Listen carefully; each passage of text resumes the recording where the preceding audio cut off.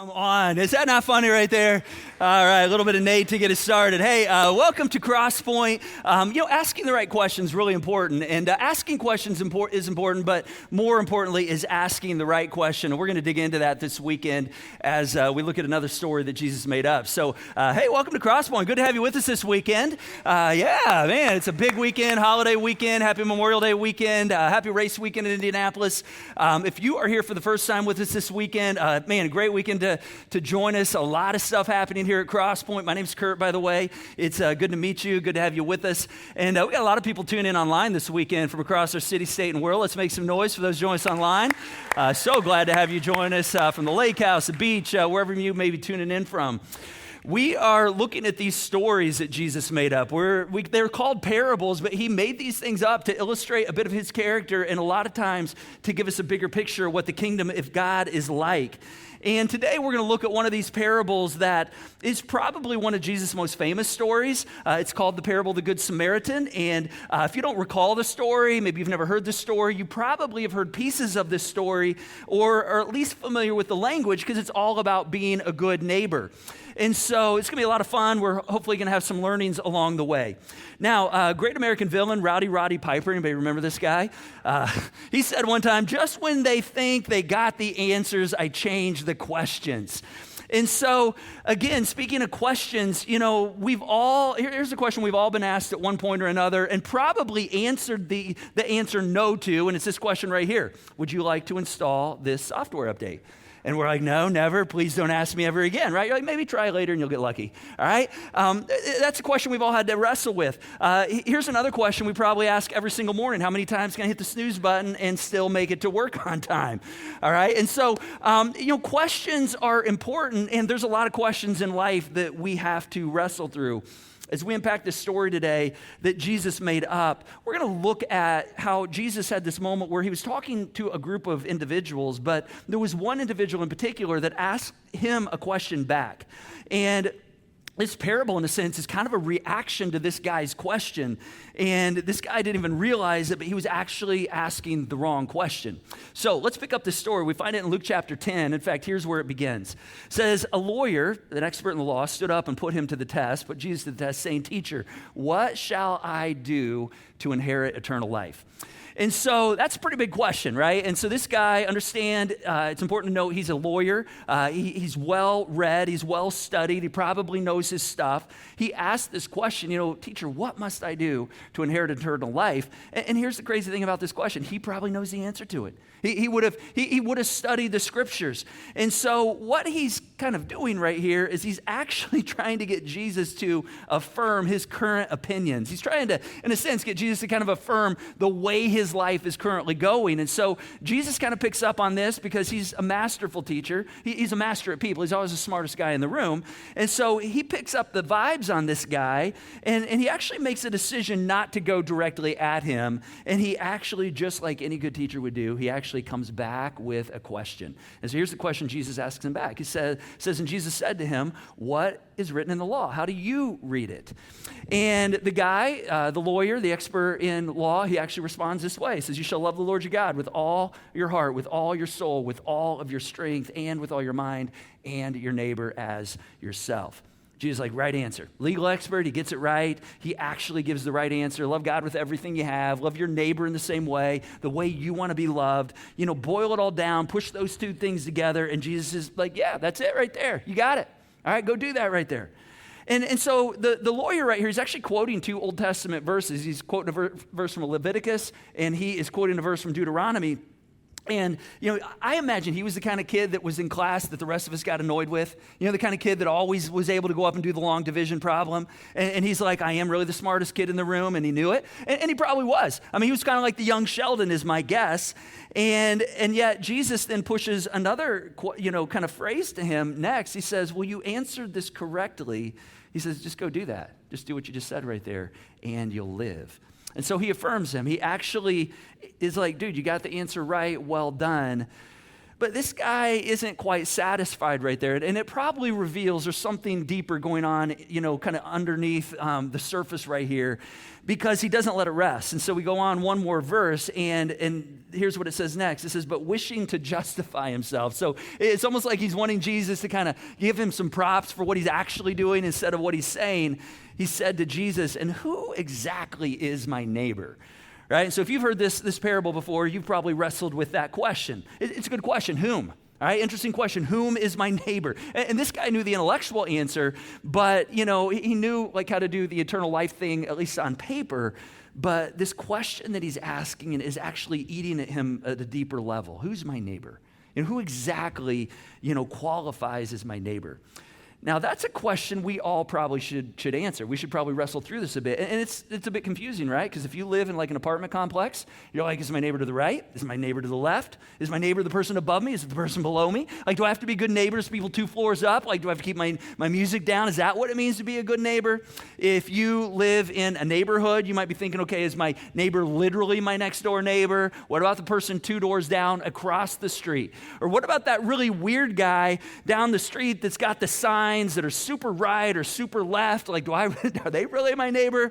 Or how about the guy who just doesn't mow his grass, brings the whole, property values of the whole block down? Like, are they my neighbor? And so these are the questions this guy's asking right here.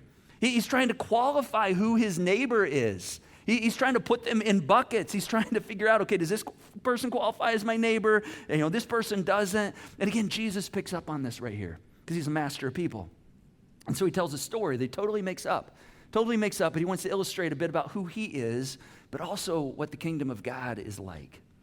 So let's pick it up in Luke chapter 10, verse 30. It says, Jesus replied and said, a man was going down from Jerusalem to Jericho and fell among robbers, and they stripped him and they beat him and went away, leaving him half dead. So this is a guy, Jesus totally makes a story up, says this guy, he's actually headed down from Jerusalem to Jericho. It's about a day's walk. He would have been walking this. He probably had an animal with him. He comes across bad company. These guys beat him up. They leave him half dead, and there he is laying on the side of the road. We go on to verse 31, and it says, and by chance, a priest was going down this road, and he saw him, and he passed by on the other side. Now, this is so fascinating to me right here, because what I often do when I read these kinds of little scenarios is I kind of translate these into my modern day Western American, context right here in Fishers, Indiana.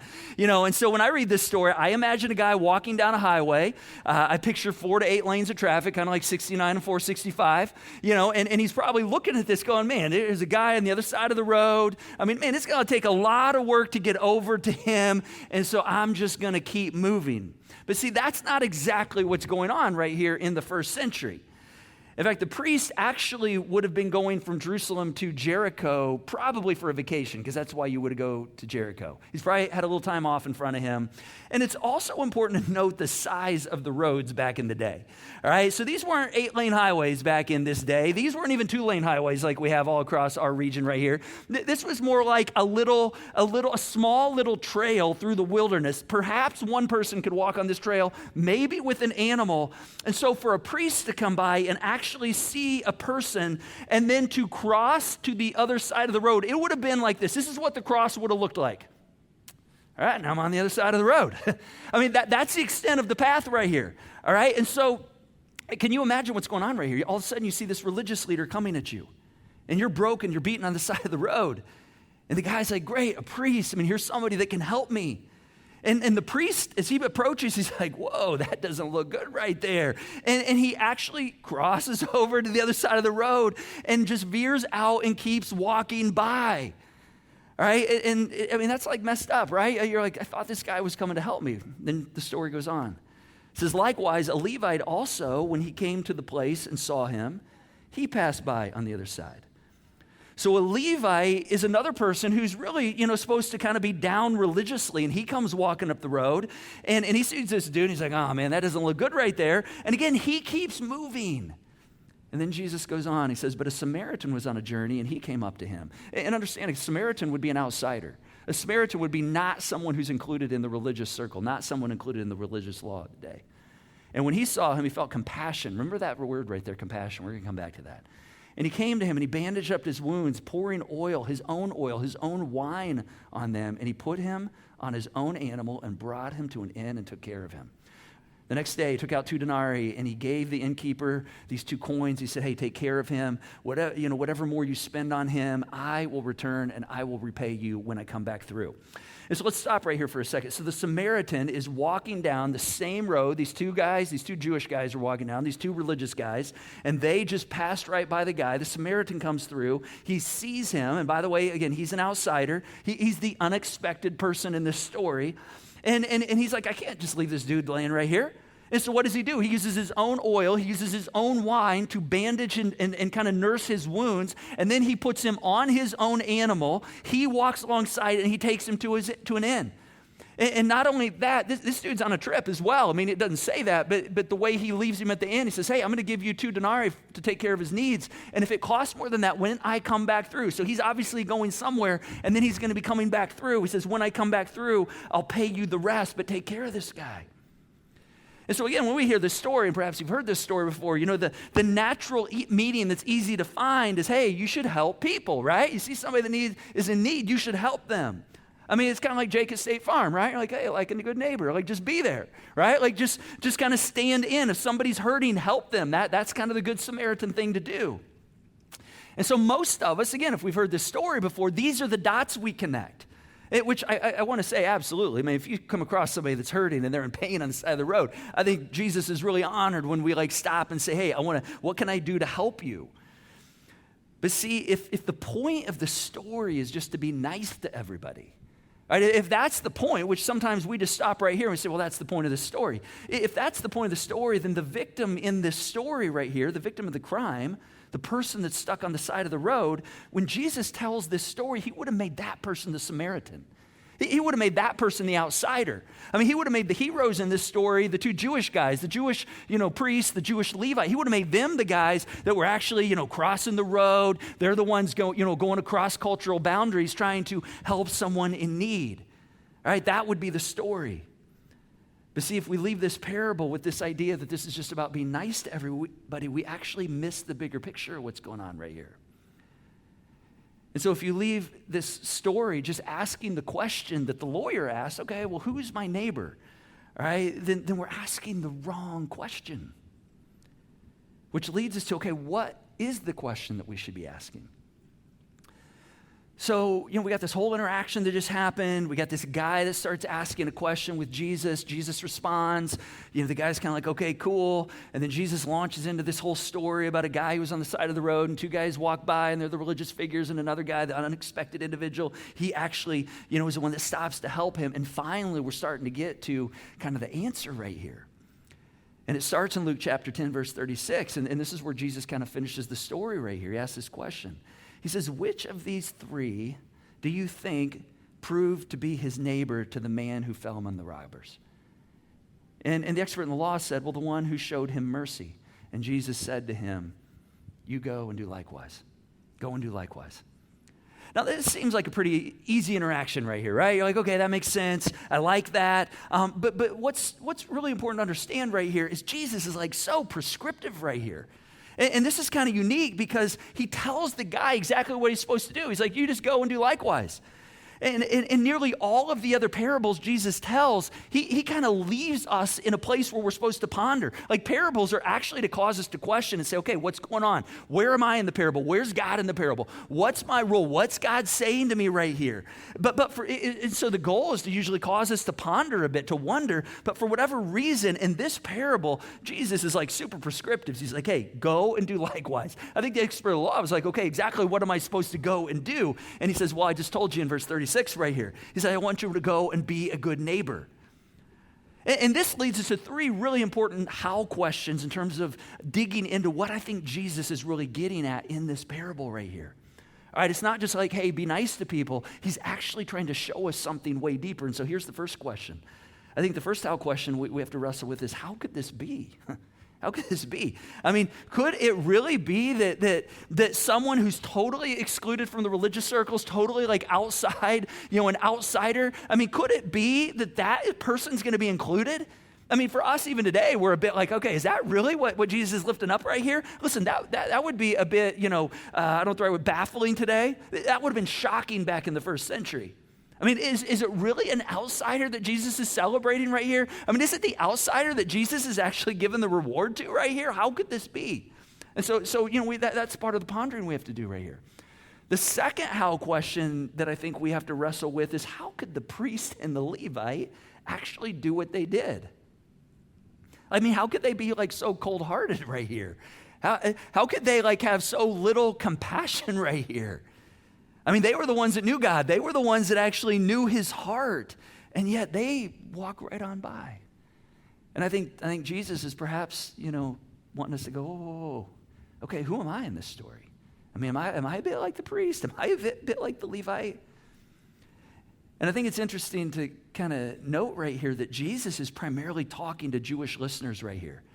All right, and so kind of the slow burn as he's telling this story is the only Jewish people in this parable, like they don't do well. All right, they're not faring well in this parable right here. And so I think, he would ask us to say, okay, I want you to find yourself in this scenario right here. Like, who am I in this parable?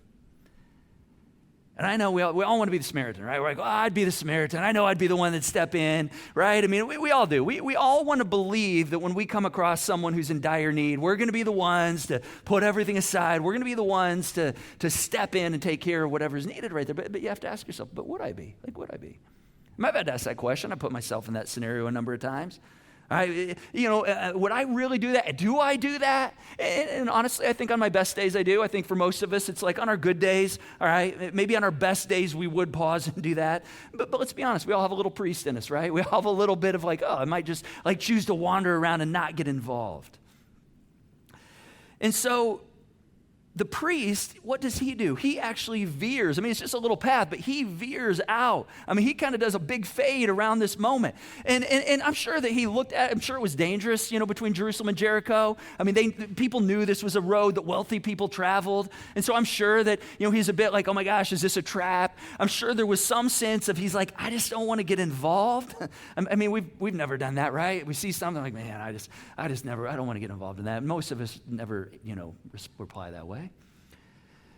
I mean, his actions are probably similar to like what I do with roadkill. Like when I see roadkill on the road, I mean, I'm like, I don't want to drive up and see that. Like I see it in the road, especially if it's been there for a while. It's like I don't want to get up close. I don't want to drive over that and let smell that stench in my car. So what do? We like veer over a lane or two and we go around it. That's what the priest is doing right here, right? And see, I think Jesus, in this moment, he's actually getting to a deeper thing right here. He's actually pointing to a heart problem right here. There's something going on because these guys know what they're supposed to do, but they just don't have the ability to do it. And so I think he's actually pushing inward to the heart. And the Levite is the one that's even a bit more disturbing for me. And Levite was someone who served. It was kind of an elder or someone who served in a religious capacity. And I mean, I don't know what you have to do. I mean, the priest just kind of immediately went around. The Levite at least indicates he got a little closer. He actually walked up to the man. He actually saw the pain. Almost like he looked in his eyes and he sees the pain. He sees that he's hurting. And then he turns away. I don't know, what do you have to do to actually go look at someone, see the pain in their eyes, and then choose to shield and walk the other way? And yet, if I'm honest, I mean, I could tell you, I see myself metaphorically oftentimes walking into conversations, you realize, man, there's a lot going on right here. Ooh, that is a pretty painful thing. I'm not sure if I want to ask about it. I'm not sure if I want to get involved. I just don't know if I have the bandwidth to take that on right now. And if I'm honest, there's times where I kind of, do some self-preservation, actually prevent myself from getting involved. There's a TV show a number of years ago. Any This Is Us fans out there? Anybody watch This Is Us over the last number of years? Okay, yeah. My wife and I, we used to watch this show. It was kind of thing we did together. And a couple years in, I just got to the place where I'm like, man, I just don't know if I can keep doing this. And part of it was because it was like every episode, it was like there was just like another uncovering of like some really like broken, painful stuff. And I just remember getting to the point where I originally liked the show, but I got to the point where it's just like, man, I don't know that I have time for this this. I don't know that I have time to be carrying the weight and like carrying the emotional just weight of this. And I don't know that I need to. And I think sometimes when we see situations where there's this pain, we kind of respond the same way. It's like, I don't need this. And part of that is because we're already operating at like a pretty thin margin. And it's not that I'm a jerk. It's not that I'm hard-hearted. It's just that, I see it and I'm just like, I just don't know if I can carry this. I don't know if I want to carry the emotional weight of knowing and getting involved. And again, some self-protection, kind of kicks in.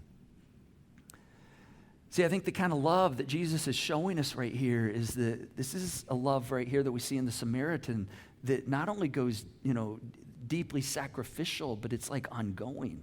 It's not like a one-time thing. I mean, it has a high personal cost right here. And you know what I think Jesus would probably say to all of us, regardless of what part we identify with, whether we feel a bit like the priest or a bit like the Levite or maybe even, an attempted Samaritan. You know what I think he'd say to our hearts when we just feel exhausted and we feel like, man, I just don't know that I have any bandwidth left. I don't know that, my margin is so low. I'm kind of in self-protection mode. I'm a bit jaded. My heart's become a bit hard. You know what I think he'd say to us? He'd say, yeah, I know. I see it. I see it. That's why I came. Because you got a heart problem. Right? It's not a knowledge problem. There's actually a heart problem going on right here. And see, I think a lot of us, we oftentimes we see these moments, we have good intentions, and you're like, man, I'm going to take him a meal, I'm going to text him, I'm going to call and have coffee, I'm going to, reach out, and we have good intentions, but somewhere between the intention and the follow through, things just kind of fall through, and sometimes I think our inability to follow through, and there's all kinds of reasons. Listen, it's not like we should feel bad about that. It's just that I think we're trying to deal with the reality that if we're honest, our hearts let us down a lot. We don't always do what our hearts know they should do. And so what do we do? What do we do in this moment? Well, we end up joining the legal expert, right? We become like the legal expert. We try to limit our exposure. That's what he's doing, right? He's like, okay, what exactly is my responsibility right here? Like, what is this person really under my responsibility? He's checking, his categories. He's covering his bases. He's trying to figure out if he has a responsibility. Is this really my neighbor right here? And Jesus just kind of blows that out of the water with this parable right here. Because the Samaritan, listen, the Samaritan's a guy, it doesn't matter who he came across. He didn't know this guy. He crossed the cultural boundary and he deeply and sacrificially loved this guy. And so, this parable should actually send us running a bit to the feet of Jesus, just merely by the weight of it. If we're the Samaritan, perhaps we're running to Jesus going, oh my gosh, you actually included me in the story. You actually told a story and included me. You showed me that your kingdom actually includes outsiders.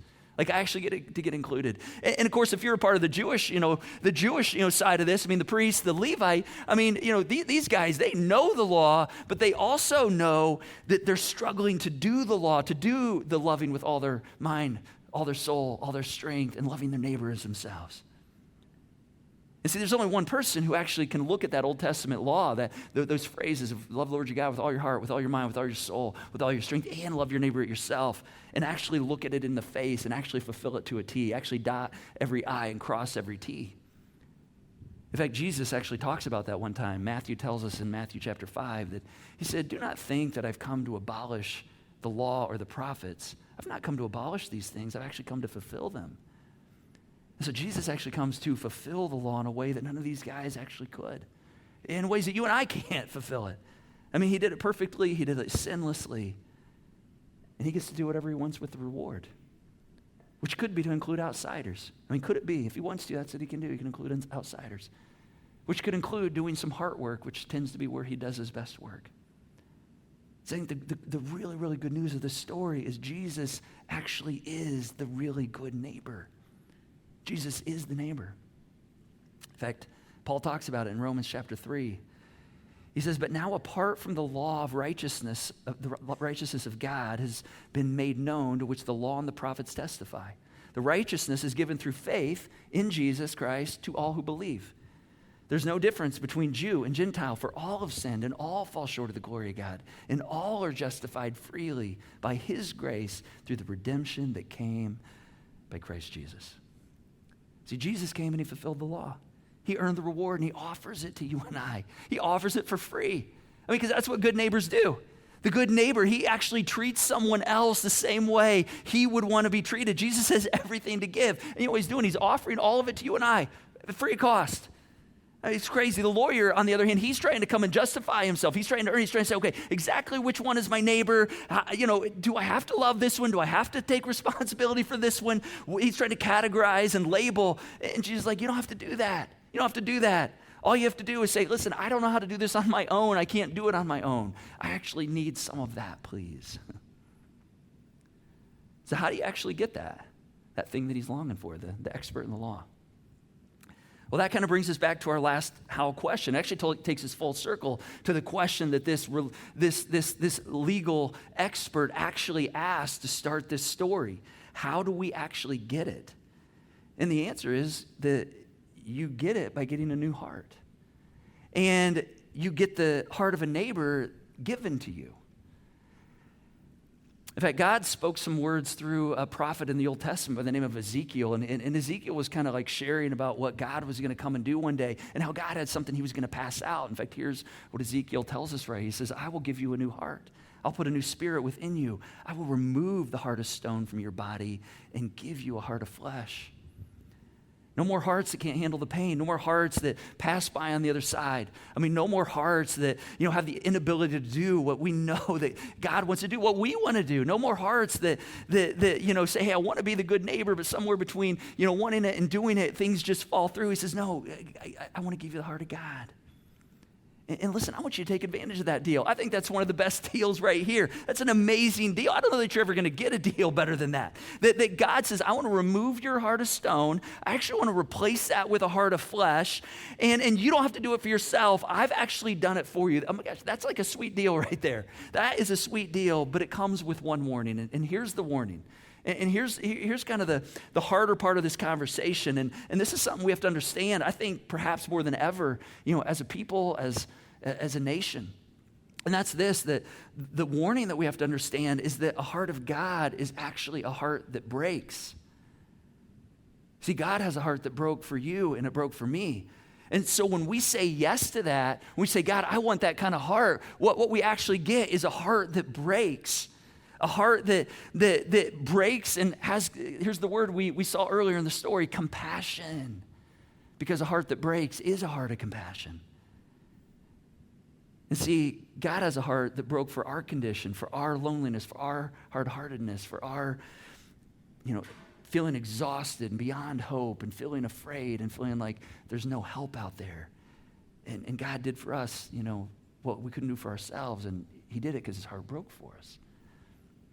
And see, when you receive that heart, you actually receive a heart that breaks. And I'm going to be honest, this is not the most fun message I've ever done up here. It's like, man, we're going to have a fun weekend, but this is kind of the deeper thing going on with this story right here.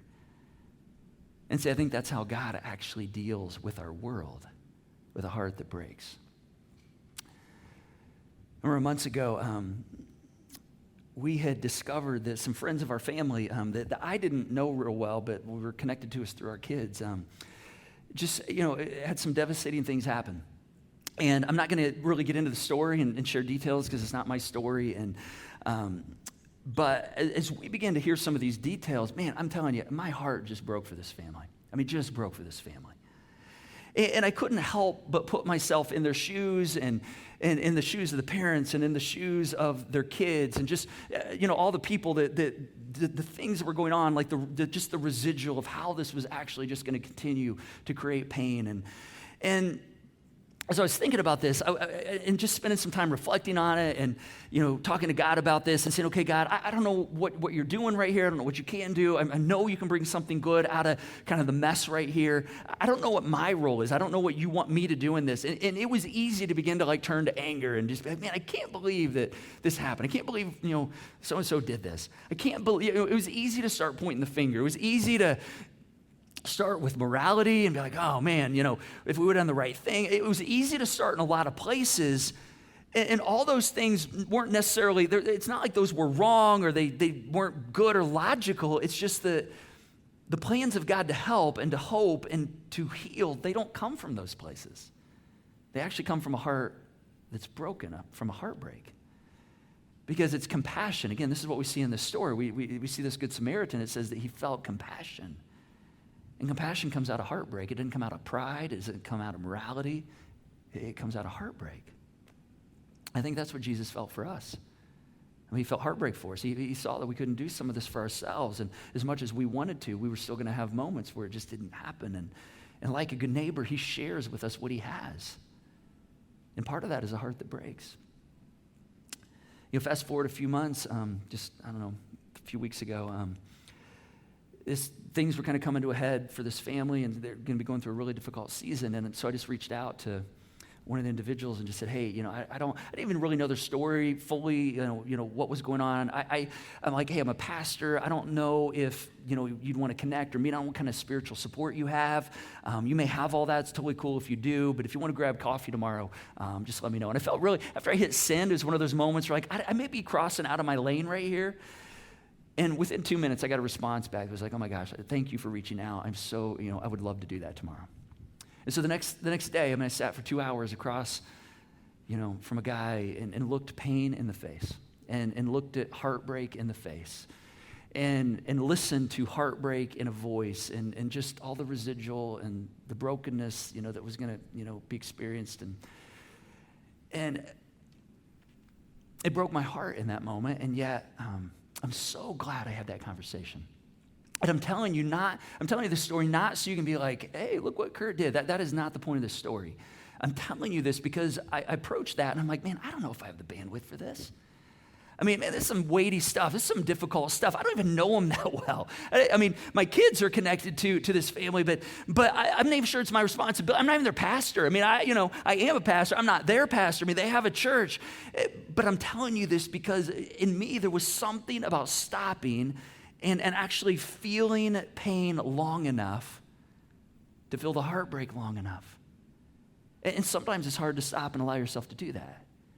And it's hard to look and it's hard to listen and to allow yourself to feel the pain long enough.